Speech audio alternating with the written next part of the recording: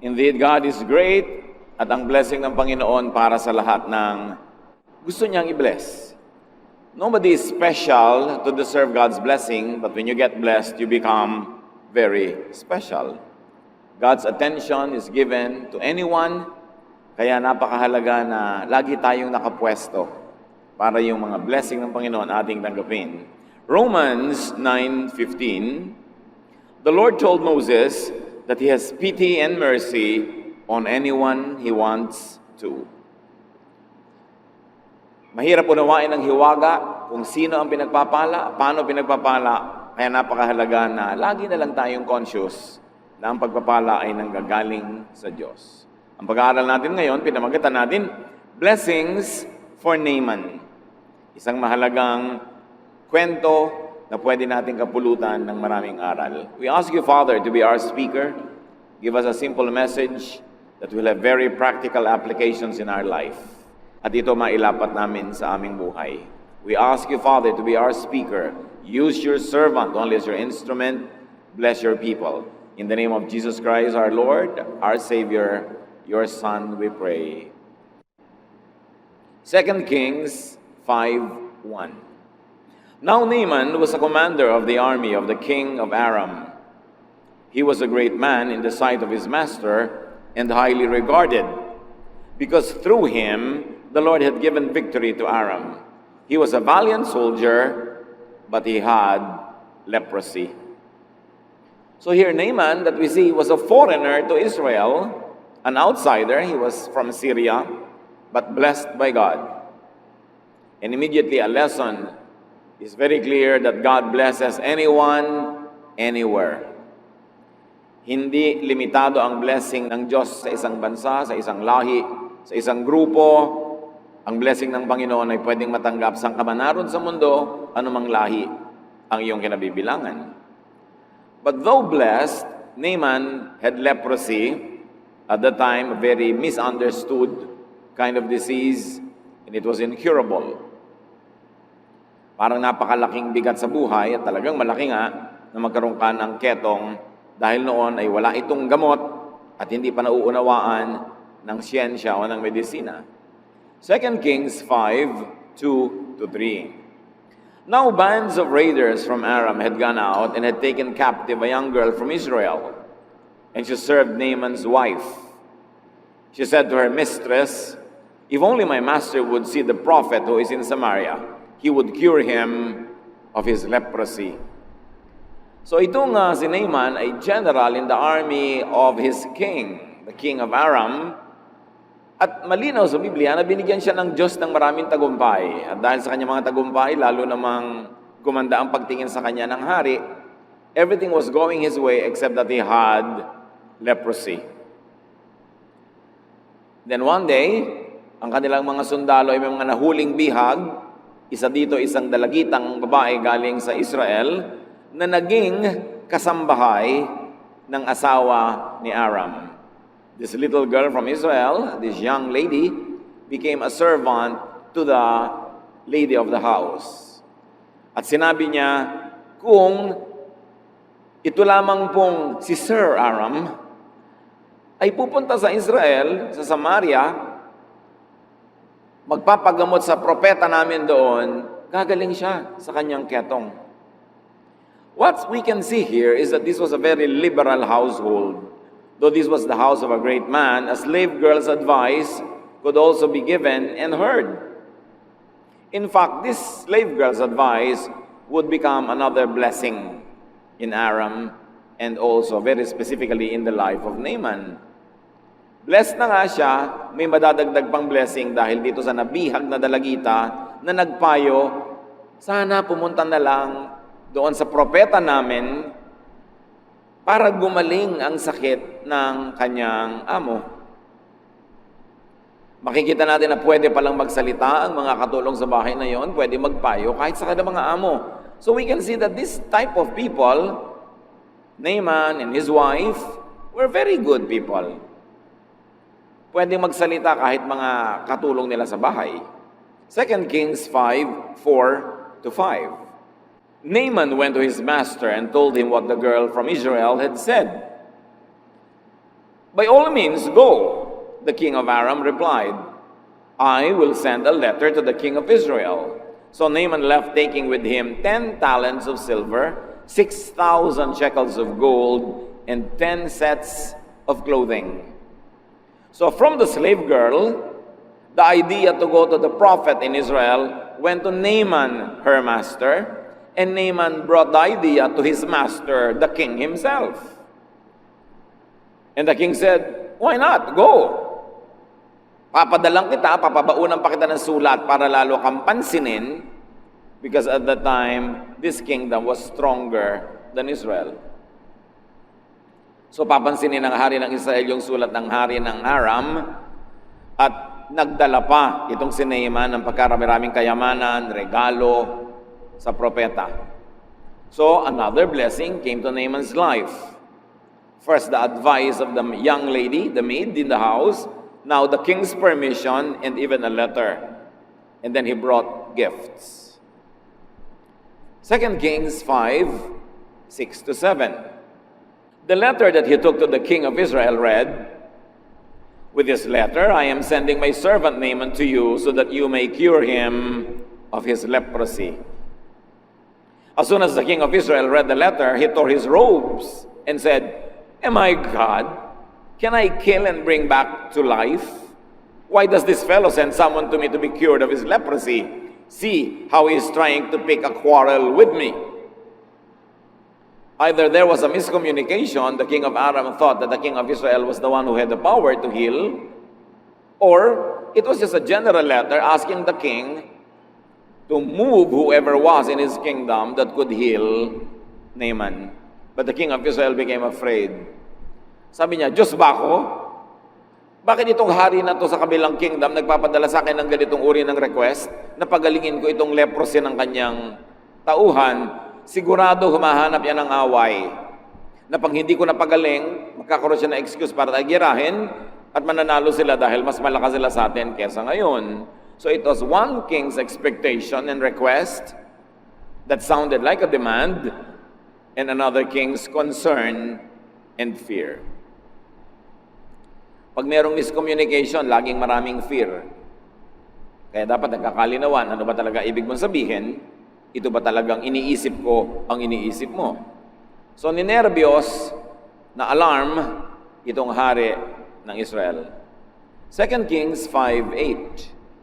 When Elisha, the man of God, heard that the king of Israel had torn his robes, and to tear one's robe means to mourn, magluksa, malungkot ng sobra, he sent him this message. "Why have you torn your robes? Have the man come to me, and he will know that there is a prophet in Israel." Iba talaga magsalita yung mga God-anointed prophets. Walang pangingimi kahit hari ang kausap. Sabi niya sa hari, bakit naman kinailangan pang magdrama ka? Bakit kailangan mo pang pilas-pilasin yung mga suot mo? Ba't di mo nalang ipadala sa akin nang malaman niyang hari ng Aram na may propeta ang Diyos sa Israel? Malinaw yung statement, hindi yung hari ang gagamitin ng Diyos, yung propeta ang gagamitin niya. Sabi ni, very indirectly, sabi ni Elisha, nagkamali siya, ba't siya sa hari pumunta? Dapat sa akin. So papuntahin mo na lang sa akin nang malaman nila na kumikilos ang Diyos sa Israel sa pamamagitan ng kanyang propeta. So if we're going to trace the idea, it came from the Lord, of course, but it was, on human terms, from the slave girl. To Naaman, to the king of Aram, to the king of Israel, and now to the great prophet, Elisha. Ang layo ng narating ng idea. So, meron na namang isang blessing. Nakarating sa atensyon ng makapangyarihang propetang si Elisha ang problema ni Naaman, ang kanyang sakit na ketong. But we can learn something along the way. Do not inhibit a good idea, especially if it's godly, no matter who thought of it first. Kahit nakatulong, alipin, bihag ang nag-isip, if it's a good idea, it's a good idea, no matter who thought of it first. Hindi tayo ang may ideya, hindi tayo magkaka-credit, papatayin mo na yung idea. In fact, that idea came from God. We like to think that even the very reason why that girl was captured was to bring her to the household of Naaman to bless him. Like Joseph was a slave in the house of Potiphar to bless the entire empire of Egypt. God could talk to, and God could send and use anyone. Kahit mga taong mukhang mababa ang kalagayan sa lipunan, kung gagamitin ng Diyos, magiging napakamakapangyarihang daluyan ng kanyang pagpapala. 2 Kings 5:9. So Naaman went with his horses and chariots and stopped at the door of Elisha's house. Ang lakas ng dating ni Naaman. Nung dumating siya sa palasyo ng hari ng Israel, bagay yung kanyang retinue, ang kanyang mga wangwang, ang kanyang mga escort, ang mga kabayuhan. Pero nung pumunta siya sa bahay ng propeta, a very humble house, mukhang OA ang dating niya. Hindi bagay itrato ng mga political and military leaders ang mga servants of God that way. Ang lakas ng dating. So bibilhin ba ni Elisha ang drama nitong si Naaman na ang lakas ng dating? 2 Kings 5:10, Elisha sent a messenger to say to him, "Go, wash yourself 7 times in the Jordan, and your flesh will be restored, and you will be cleansed." Hindi hinarap ng propeta ang dumating na bisita. Hindi siya tuminag sa kanyang kinalalagyan, pinalabas niya ng bahay ang isa niyang katulong at sinabi dun sa dumating, "Alam na po kung anong pakay nyo, ang payo, pumunta kayo sa river ng Jordan at ilublob nyo ang inyong sarili 7 beses. Bilangin nyo, lublob, ahon, 7 beses. Gagaling ang inyong mga sakit na yan, kayo'y malilinis." Ikatutuwa kaya ni Naaman ang ganong payo. So in other words, dined man ng prophet yung pomp and pageantry ni Naaman. The prophet was not amused. The prophet was not impressed with the show of force. After all, the show of force is empty. Because if he was really powerful, he would not be there seeking the ministration of the prophet. So dapat inilagay niya ang sarili niya sa tamang lugar. Spiritual people should not be too impressed with power or wealth. And this is one of the measures that you can see how spiritual people are. How they not get too impressed with wealth or power.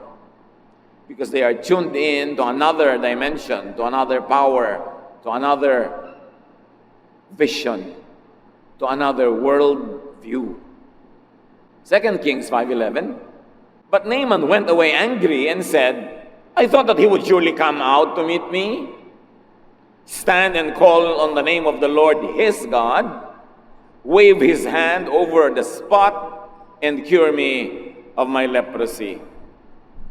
This was the way of the pagan priests. Ang inaasahan ni Naaman, isang magandang show. Sabi niya, yun lang. Di ba niya kilala kung sino ako? Ang lumabas lang dito sa akin katulong para sabihin lang maglublob ako sa ilog nila. Hindi man lang siya lumabas. Ang inaasahan ko, lalabas siya. Titindig siya ng buong tikas at buong lakas siyang tatawag sa kanyang Diyos. Iwawagayway niya ang kanyang kamay and instantly gagaling ako. Yun ang mga drama kasi ng mga pagan priests na nakasanayan nitong si Naaman. Hindi niya alam yung understated style of really spiritual people. Hindi niya nagustuhan na hindi siya hinarap. 2 Kings 5:12, "Are not Abana and Pharpar, the rivers of Damascus, better than all the waters of Israel? Couldn't I wash in them and be cleansed?" So he turned and went off in a rage. Sabi niya, Jordan, ilog ba ang tawag mo dyan sa kaprasong kanal na yan? At talaga naman, kung i-compare nyo ang Jordan sa mga ilog ng Damascus, para lang talagang maliit na kanal, puro paputik. Alam nyo ba, pag tumungtong ka sa Jordan, aahon yung katakot-takot na putik. Aesthetically, hindi naman talaga siya big deal na ilog. Naging big deal lang, yun lang naman kasi kaisa isang ilog ng Israel. So sabi nitong si Naaman, hindi pa ba sapat ang magagandang ilog namin sa aming bayan? Na mas maganda pa kahit pagsamasamahin mo lahat ng tubig sa Israel? Hindi ba ako pwedeng doon na lang maligo at malinis? Galit na galit siya, nagdadabog siyang tumalikod at umalis ang kanyang kabayuhan. It was a grand entourage, a pompous arrival and entry. It was a high, ceremonious expectation that he had in his heart, and a most unusual, non-event treatment from the prophet. There was a raging disappointment and an exit. There was ranting of endured pride. Naturally, if you're used to attention, especially to earthly, worldly attention, you would want to expect that from everybody, but never expect it from spiritual people. Not that they are snobbish, it's just that they are not impressed. Because they are tuned in to other things that are spiritual. And perhaps that's the medicine that Naaman needed. A humbling. Dahil matagal na siyang hindi na-humble. And this is the way of some rich people today. The very rich, the very so-called educated and prominent churchgoers, they also want and demand such attention. This breed of people are still alive and well. Umalis siya, pinakinggan niya ang kanyang damdamin, ang kanyang dabog, pero umalis siyang may sakit pa rin, di pa rin siya gumaling. So umuwi siya sa kanyang bahay, inaasahan ng mga katulong niyang mananampalataya na galing na siya, pero nakita, ay may leprosy pa, walang nangyari. Sabi niya, anong nangyari? 2 Kings 5:13, Naaman's servants went to him and said, "My father, if the prophet had told you to do some great thing, would you not have done it? How much more then when he tells you, wash and be cleansed?" Again, these servants had the freedom to speak out. And it is to your credit if people under you can speak out. Especially if they can speak out for your well-being. Sabi niya, "Tatay, kung yung pong propeta may ipinagawa sa inyong mas mahirap, di ba para gumaling kayo, gagawin nyo? Kung ipinahuli sa inyong ibong Adarna, baka hulihin nyo talaga. Kung ipinasisid sa inyo ang dagat, kung ipinasakop sa inyo ang lahat ng mga kaharian dyan, gagawin nyo. Tapos maglublob lang sa ilog, di nyo pa sinunod. Gaano ba naman kahirap yon?" Naaman was too great to be blessed. No one can be too small to be blessed, but some people are too big to be blessed. At yun ang attitude ni Naaman. So here comes another common advice, another common sense from very common people that many people of high stature miss. Sabi niya, ba't di na lang yung sinunod? Madali namang gawin. Madali sa mapagpakumbaba. Pero hindi madali sa may yabang at angas sa buhay. Una, nainis na siya na hindi siya hinarap. Katulong lang humarap sa kanya, hindi niya opposite number. Pagkatapos, ang liit-liit ng ilog, parang ganun lang. Hindi ba ako magmumukhang nauto, mukha naman akong chip, nasusundin ko yan, yun lang. Hindi tuloy siya gumaling. Pero nung payuhan siya na kanyang makatulong, pati nyo na lang gawin. Ito talaga, hanap naman kayo ng kagalingan.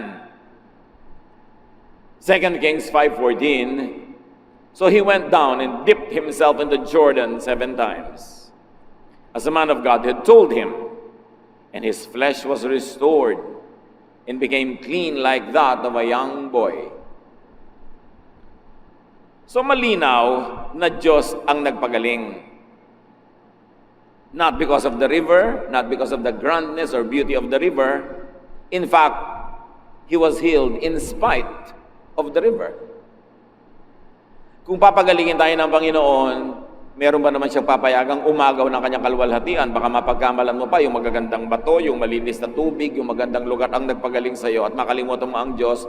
Kaya kinailangan isang simpleng lugar, isang napakasimpleng maliit na ilog para malaman mong hindi naman talaga yung ilog ang nagpapagaling. Humble deference to and obedience to wisdom yielded a great result. Healing at may bonus, youthful looks. Hindi lang siya gumaling, nagmukhang bata pa. Humility pala ang gamot. At kung humility ang gamot, alam nyo kung ano ang sakit. Sabihin nyo sa katabi nyo kung ano yung sakit. Pride, di ba? Ang sakit pala ni Naaman, pride. Kaya ang sagot ng prophet, dinedma siya. Kasi kung inestima mo yon, nagkandara pa ka, lalong yayabang. Hindi naman sa minaliit siya o minalang kwenta, pero ang kailangan niya, humbling eh. Yun ang gamot na kailangan niya. Kaya pala siya pinalulubog 7 beses, ba't hindi na lang 1 beses? Di ba kailangan humble ka para lubog-lutang ka doon? Kailangan may humility ka. Para kang batang sumunod na lang. But unless you had a childlike faith, you will never really receive much from God. As soon as he listened to the advice of his servants and did such a humbling thing as dipped 7 times in that muddy river, he got healed. It's the Lord, not the river, that healed him. So huwag kayong magpadala sa mga racket ng mga deboteng tubig na galing sa Jordan. Mga deboteng langis na galing sa Holy Land. Anong holy doon? May holy bang land? Land cannot be holy because land is non-living and only the living are capable of righteousness or sinfulness. Walang holy land. Gimmick lang yan ng tourism. But if you like to visit for the historical value, good. Pero huwag kayong papauto na holy land. Magpe-pray ka sa Garden of Gethsemane.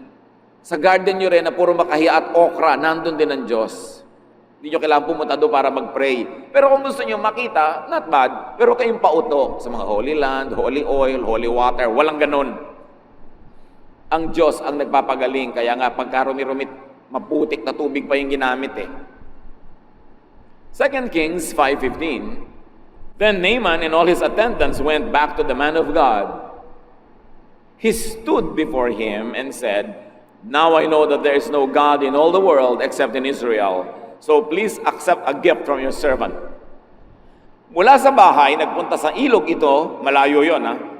Naglubog-lubog siya doon at nung gumaling, hindi mo na umuwi, tumuloy sa bahay ng propeta minus the pomp and pageantry. This time, bumaba na siya sa kanyang kabayo, tumindig siya sa harap ng bahay ng propeta hanggang nilabas siya. May natutunan si Naaman.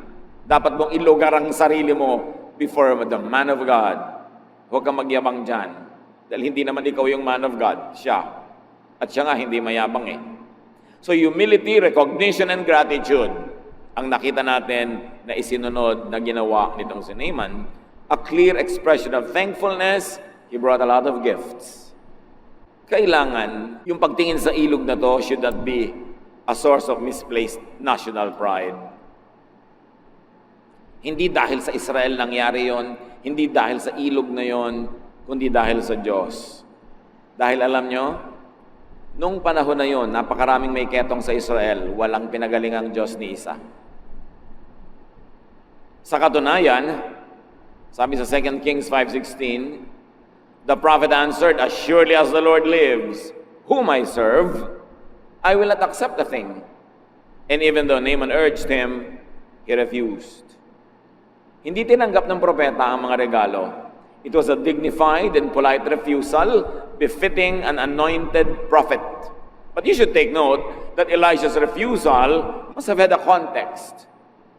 Siguro may dahilan na hindi natin alam, hindi na ipinaliwanag sa Biblia, may dahilan. Baka yumabang na naman tong Naaman pag tinanggapan mo ng regalo. Pag yumabang siya, baka bumalik yung ketong niya. Kasi yung pala ang gamot sa ketong niya, humility. Pagka na naman tinanggapan, baka lumaki ulo. Marami kasi nagre-regalo, pero pag tinanggap mo, para ka na niyang property dahil naregaluhan ka na. Pagka ganun, huwag mong tanggapan dahil may strings attached. Elijah's refusal is not to be considered to be an be-all template for all situations. There are gifts coming from grateful hearts and humble behavior that are good to be received. Pero dapat discerning ka. Kumisan yung gifts kasi binibili mo na yung tao. Nabigyan mo lang, tinanggapan ka lang, kala mo ka na kung sino mag-demand. Yun ang hindi dapat tinatanggapan ng gifts. So ayaw tanggapin ng propeta yung mga regalo. After all, hindi naman niya kailangan.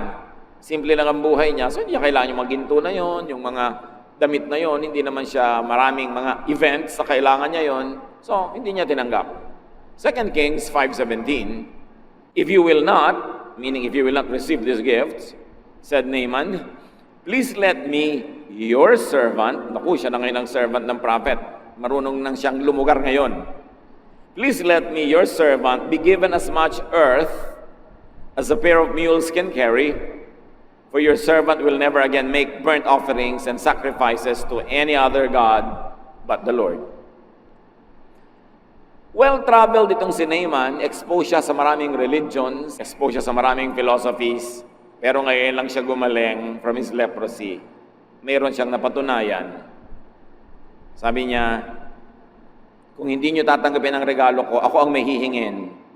Bigyan niyo ako ng lupa, kakalkaling ko mula dito sa lugar na ito, na kayang dalhin ng 2 buriko. Iuuwi ko sa aking tahanan, gagawa ako ng dambana, ng altar, at doon ako gagawa ng mga offerings. Hindi na ako gagawa ng offering kung kani-kaninong Diyos. Mag-o-offering ako sa Diyos na nagpagaling sa akin. So Naaman wanted to build a portable altar, a tangible piece of intangible spirituality. That's what he wanted to bring home. But remember, this is more symbolic than practical. If it's not the river that healed him, then it's not the soil that mattered either. Hindi yung tubig, hindi yung lupa, hindi yung oil, hindi yung merchandise. But because we are made of flesh, we want something tangible. So uwi-uwi niya souvenir from Israel, lupa, itutumpok niya, gagawin niyang dambana. What is important is faith in God who did all of these things, not in material things that became tools in God's work. At meron pang isa na inilapit itong si Naaman, 2 Kings 5:18, but may the Lord forgive your servant for this one thing. When my master enters the temple of Rimmon to bow down, and he is leaning on my arm, I have to bow there also. When I bow down the temple of Rimmon, may the Lord forgive your servant for this. Malinaw na malinaw dito kay Naaman na meron na siyang Diyos na sinasamba, ang Diyos ng Israel. Pero ganun siya ka-close sa hari. Sa niya yung hari namin, pagpapasok sa templo namin at lumuluhod siya doon sa templo, nakakapit siya sa braso ko dahil matanda na siya, siyempre luluhod din ako. Patawarin nawa ako ng Diyos na nagpagaling sa akin. Kung ito'y gawin ko, walang personalan, trabaho lang. So the believer knew that idolatry is out of place in his newfound faith in God. But he had duties. He had work. Trabaho lang. Humihingi siya ng space in his spirituality for his duty and work. Kung ngayon nagpaalam yan sa mga born-again leaders, hindi yan papayagan. Pero pinayagan kaya. 2 Kings 5:19, sabi ng propeta, go in peace. Elisha said. In other words, this Elisha had such a broad mind.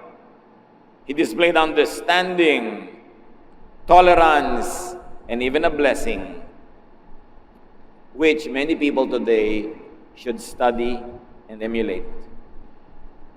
Hindi siya masyadong rabid, narrow-minded, verse-stoning teacher. Sabi niya, naintindihan ko, may tungkulin ka, sige, go in peace. Basta nasa puso mo ang tunay na Panginoon, may trabaho ka, edi gawin mo.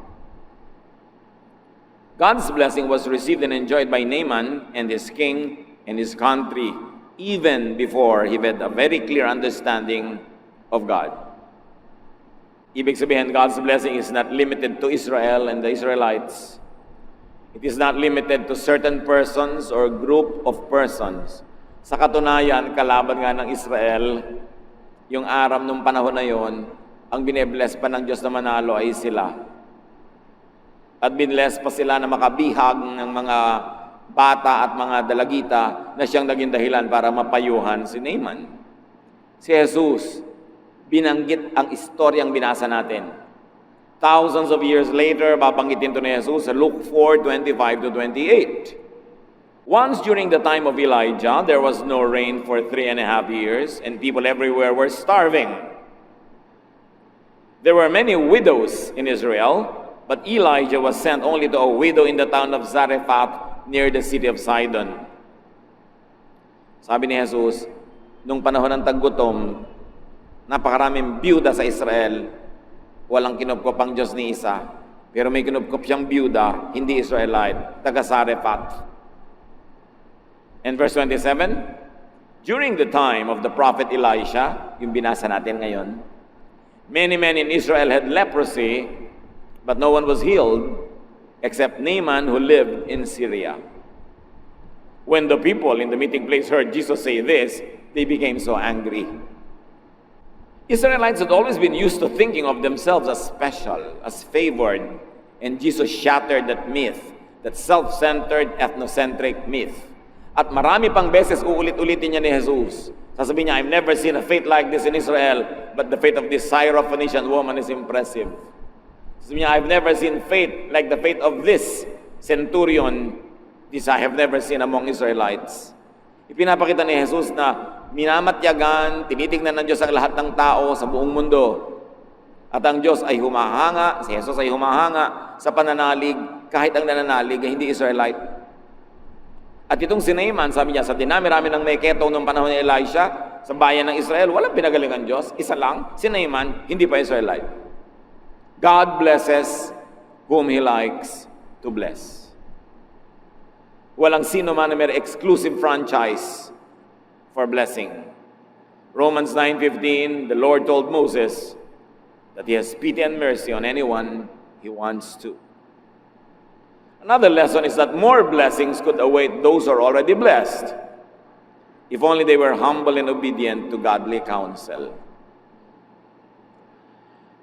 Blessed na si Naaman, kaya lang may ketong. Ang spiritual cause pala nito, pride, kaya ang reseta, humility. And when he ate his humble pie, he got healed. God could give counsel through slave girls. Huwag nating mamalitin ang sinuman, maaaring gamitin ang sinuman ng Diyos na daluyan ang kanyang pagpapayo tungo sa ating buhay. Don't feel superior to anybody because anybody could be used by the Lord to speak to you. God could speak through donkeys, as we have seen in the Bible. God could provide food through unclean ravens, as God fed Elisha. And God could protect His servants through a prostitute in the story of Rahab. Nobody is beyond redemption, and nobody is so badly situated that God could not use her or him. Dapat nakabukas ang ating mata, ang ating tainga sa pagpapala ng Diyos kahit kanino padaanin. Huwag kang mamili. Huwag mo sasabihin, sino ba ang teacher sa Bible study class? Baka mas educated pa ako. Baka mas mayaman pa ako. Baka mas maganda pa yung bahay namin kaysa doon sa lugar ng Bible study na yan. Walang ganong-ganong yabang na dadaling ka pag lumalapit ka sa Diyos para gumaling ang iyong mga ketong at lahat ng tao may leprosy. Iba-iba lang. Kaya napakahalagang suriin natin mga sarili. Baka blessed na tayo, kaya lang, yun yung kaya lang eh. May sabit, may kulang, o may sobra. At maaaring ang dahilan, tulad nitong kay Naaman, kailangan mo pala maglublob ka sa ilog mo, ano man yun. Baka merong taong kinawawa mo noon, dapat bumalik ka sa kanya at mag-sorry ka. Yun ang ilog na lulubluban mo. You're humbling of yourself para mawala ang iyong leprosy. Baka may pinagyabangan ka noon na kailangan ngayong bumawi ka, magpakumbaba. Baka meron ka napakataas na sinabi na kailangan mong bawiin. Ano man yon, mga kapatid, sayang ang pag-upo nyo dyan pag hindi natin inisip na there is a Naaman in all of us. And there is that leprosy in all of us. And there is that humbling act that we should do to receive God's healing and God's blessing. And another lesson from this beautiful story is that gratitude and expressive thanksgiving is a mark of godliness and civility. Kung ikay natulungan nino man, kailangan magpasalamat ka at ipahayag mo ang iyong mga pasalamat sa anumang kaya mong paraan. Si Naaman, palibas at marami siyang material na kabuhayan, yan ang kaya niyang expression na ibigay. Pwede namang magbigay ka ng atensyon, ng serbisyo, tulong, ano man yon. Pero sa sino mang gumagawa ng mabuti sa atin, dapat tumatanaw tayo at marunong tayo magsukli ng kabutihan din. Huwag ka lang tanggap ng tanggap. Mga Kristiyano, pagka nagpunta sa psychiatrist, ang mahal-mahal ng bayad. Pag nagpa-counsel sa mga counselors, TY, kahit malang isang atis ng bulok, wala malang iabot. Papray ng papray kung kani-kanino, ginigising mo na madaling araw pag hindi ka makatulog, naliligalig ka, kahit man lang isang choknat, hindi mo maabutan. Pero willing na willing ka magbayad sa mga mahal na hindi ka kakilala at wala namang malasakit sa iyo. A really grateful heart will always express it in ways that you can.